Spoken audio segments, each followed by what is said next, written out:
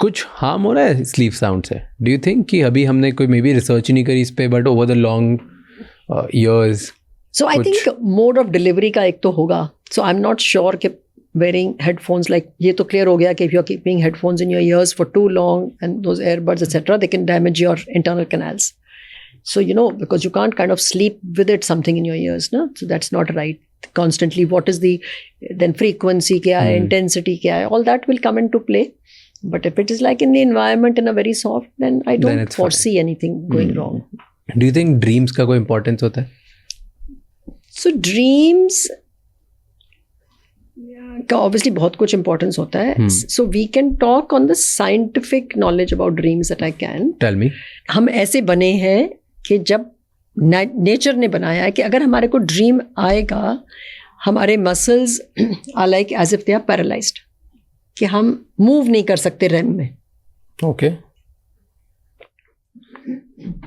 So it is the concept ये है कि active brain in a paralysed body. तो कुछ ऐसी इंफॉर्मेशन आती है ब्रेन से हमारे सारे सेंटर्स, मसल के सेंटर्स को, कि हम आमतौर पे हिलते नहीं हैं, या कभी कोई ट्विच हो सकता है जैसे कोई जर्क, बट नॉट. तो आम मतलब ये एक तरह का हम कहते हैं प्रोटेक्टिव मैकेनिज्म है कि अगर हमें सपना आया तो हम सपने में कुछ कर नहीं पाएंगे. अगर इमेजिन करो कि अब सपना आया पर आप ये उल्टा हो गया कि मेरा ये पैरालिसिस नहीं हुआ. तो मैंने एक पेशेंट देखा, उसने टीवी तोड़ दिया जाके, मुक्का मारा जोर से, ही थॉट इट्स अ रॉबर. एक बंदे ने अपनी वाइफ की स्टमक में इतनी जोर से किक किया दैट उसको हॉस्पिटल जाना पड़ा. एक इंसान, मतलब they like story which are really true stories, वो अपने बेड से खुद गिर के ही गॉट अ सबड्यूरल हेमाटोमा. एक तो ऐसे करके उसने वाइफ का इतनी जोर से गला पकड़ा, ही थॉट इट्स अ टाइगर, तो शी ऑलमोस्ट चोक्ड हर. तो ये कैसे? तो इसको बोलते हैं कि ड्रीम एनैक्टमेंट बोलते हैं, बट सिंपल शब्दों में एक्टिंग आउट द ड्रीम. क्यों होता है ये? तो वो रेम में जो प्रोटेक्टिव मैकेनिज्म था वो चला गया. आपको सपना आया, आपने उसको असली समझा, असली समझे में आपने कुछ कर लिया. तो क्यों समझा? मतलब मैंने ऐसे, मेरे ब्रेन में ऐसा क्या हुआ? नहीं, सबको सपने आते होंगे, कुछ लोग सपने आते हैं, बट अब कुछ लोग रियल समझ लेते हैं. ऐसा क्यों? आपको काफी लोगों को सपने आते हैं, मेरे को बहुत आता था, मैं कुछ बंदा गिर रहा है, मैं किसी को पकड़ रही हूँ, ठीक है, but this are all things which but तुम कर नहीं सकते हो ना, तुम लेटे हो अपना. बट इमेजिन करो कि उसमें एक्शन आ जाओ आपका, तो आप भाग ले, उठ. हाँ, आई गेट इट, बट ये क्यों होता है? बिकॉज वो जो कंट्रोल था हमारी बॉडी का कि हम मसल्स नहीं मूव करेंगे, वो चला गया. एंड ये कंडीशन है, ये कंडीशन है, ये आरबीडी बोलते हैं इसको. क्या बोलते हैं? R because REM sleep behaviour, तो बी से बिहेवियर, एंड डी से डिसऑर्डर. तो अब इसको काफ़ी हद तक पहले तो लोगों को समझ नहीं आया भी ये क्या चीज़ हो रही है, कि एग्जैक्टली कि हो क्या रहा है किसी का. बट अब हमको काफ़ी हद तक समझ आ गया है. सो पर इसमें और ये पता चला है कि ये होता क्यों है. क्यों? तो एक तो ये दो मेजर इश्यूज हैं. एक चलो, एक प्राइमरी बोलते हैं, एक सेकेंडरी बोलते हैं. Like see any acute intoxication drone का बाद, तो आमतौर ये ओल्डर एज में होता है. ओके. तो उसमें कारण अलग हैं, कुछ यंगर वाले एज में अलग है, बट किसी भी एज में हो जाता है.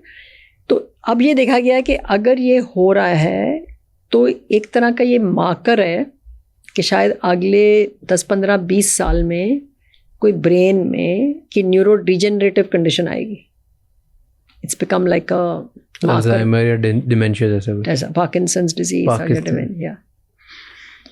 तो पर अब ये थोड़ा सा मतलब एक्सट्रीम वर्जन. हाँ, बट उसको भी अब लोगों की रिसर्च ने बता दिया. पहले 60% था, ये 80% ट्रू हो गया.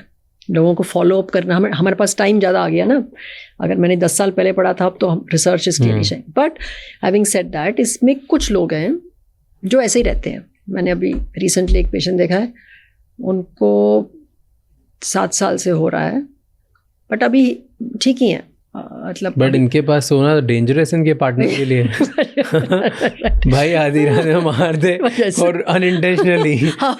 तो इसमें इसको बोलते हैं forensic in sleep medicine. Because forensics हो गया ना, मतलब इट्स लाइक अ लॉ. अब मुझे पता ही नहीं मैंने क्या किया. तो इसको ट्रीट किया जा सकता है? तो पहले तो हम इसको डायग्नोसिस प्रूव करना होता है, हमारे को कुछ रात को वो स्टडीज करके देखना पड़ता है भी क्या हो रहा है। इसके कुछ माइल्डर फॉर्म्स भी होते हैं, मैंने आपको कुछ मेजर फॉर्म्स बताए। माइल्डर में सिर्फ उठ के बैठ गए, बहुत जोर से चिल्ला दिया, जोर से हाथ मारा, किक किया, so those can be milder forms, subtle forms. Can it be fixed?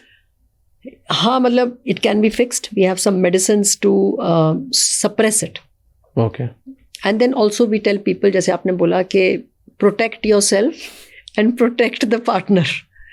तो इनको फिर फ्रीक्वेंसी पे डिपेंड करता है। देखो, अगर आपको 6 महीने में एक हो रहा है तो बट अगर हफ्ते में 2 आने लग पड़ा तो साइड रेलिंग्स लगाओ या ज़मीन पे सो जाओ, so that you don't hit anything ना। तुम्हें अपने आप को भी तो हार्म कर सकते हो। Is it better to sleep on the floor or on the bed? For these people, not for these people, generally, no, better नींद के लिए better. नहीं, generally bed is okay, but these people it's a little risky. हाँ. Hmm. And the other thing we focus on these people is this concept of overall brain health. कि हमको और मेहनत करनी है। देखो, सभी को मेहनत करनी है, बट इन लोगों में थोड़ा सा और फोकस करना है। बट ये कितना डेंजरस है, अगर 6 महीने में एक बार होता है तो भी डेंजरस है। You don't know your partner कब तुम्हें आधी रात में आपको लग रहा है 6 महीने तक कुछ भी नहीं हुआ, देखो और अब पड़ गया मक्का। It's a problem. So like I said, तो कुछ और रीजंस हैं, ठीक है। वो है कि acute alcoholic intoxication, heavy substance use and things like that. तो इसकी मिलती जुलती एक और चीज़ है। तो इसको ब्रॉड हेडिंग के अंडर आती है ये बीमारी, पैरासोम्निया। इसी से एक और लिंक्ड है, कम आते हैं बट अब मेरे पास कुछ पेशेंट्स ने अपने आप बता दिया, दैट्स एंटिटीज कॉल्ड सेक्सोम्निया। क्या होता है? So somnia again means a disorder to sleep. So they are performing certain acts which they have no recollection. While they're sleeping. While they're sleeping. And क्यों होता है ये? So this is the sexsomnia is a part or a type of non-REM parasomnia. That the brain is partly awake and partly asleep. But why? So you do so you can do any act or a task which you would do like a awake person, but you are also sleeping. And ये अंदर से कोई reason होता है कि is it because of नहीं, is it because of maybe I don't know unfulfilled desires to do certain things? नहीं, so उसको we have had to send him to psychologist, but I think it's more the issue of sleep deprivation. तो क्या हो रहा है कि when we go through these cycles I was telling you, our transition बोलते हैं हम कि एक cycle से या नॉन रेम से हम रेम जाते हैं, फिर हम कभी वेक में जाते हैं, फिर नॉन रेम में, रात भर ये चलता रहता है। तो ये शिफ्ट जो है ना, ये बहुत स्मूथ होती है, पर ये शिफ्ट कई दफ़ा बहुत गड़बड़ सी हो जाती है कि जो partly awake partly sleeping. Okay, parasomnia ने बात करी, स्लीप पैरालिसिस क्या होता है?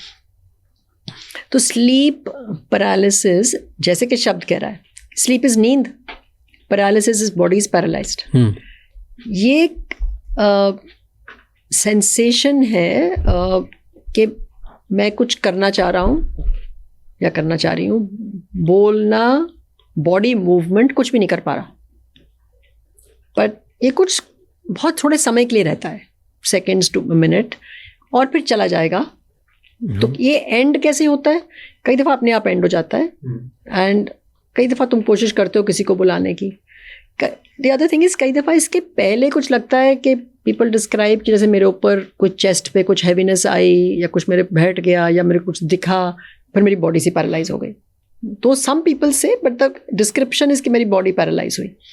तो ये ऑल्सो कम्स जब हम स्लीप स्टेट शिफ्ट कर रहे होते हैं, तो ये शुरू में आ सकता है जब हम स्लीप में जा रहे हैं, ये बीच में भी आ सकता है जब स्टेट शिफ्ट हो रहा है, और ये अर्ली मॉर्निंग आ सकता है। बट इसकी क्या, इज इट अ प्रॉब्लम? सो एक होता है आइसोलेटेड स्लीप पैरालिसिस, और ये आमतौर ये फिर आएगा यंग एज में, just lot of again sleep state issue के टाइमिंग्स बहुत शिफ्ट हो रहे हैं, ड्यूरेशंस बहुत कम हो रही हैं, तब ये आता है। एंग्जाइटी सी बहुत बड़ी हुई है, तो ये उस टाइम में आएगा जैसे 19, 20, 21, 22 टाइप, एंड फिर चला जाता है उसके साथ। तो इसको बोलते हैं आइसोलेटेड स्लीप पैरालिसिस।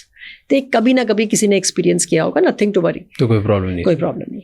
इसके साथ अगर शुरू हो जाए कि मेरे को स्लीप अटैक्स आ रहे हैं, स्लीप अटैक, ये जो हमने पहले बात करी कि बैठे बैठे झपकी आ जाती है, या मेरे को बहुत ही ज़्यादा ड्रीम्स आने लग पड़ती हैं, वो विविड ड्रीम्स हैं, या वही बेसिकली इंक्रीज स्लीप्स, तो then it starts becoming suggestive of a condition जिसको हम नार्कोलेप्सी बोलते हैं। थैंक यू सो मच ये क्लिप एंड तक देखने के लिए। अगर आपको और भी ऐसी क्लिप्स देखनी है तो राज शमानी क्लिप्स चैनल को सब्सक्राइब कर लीजिए।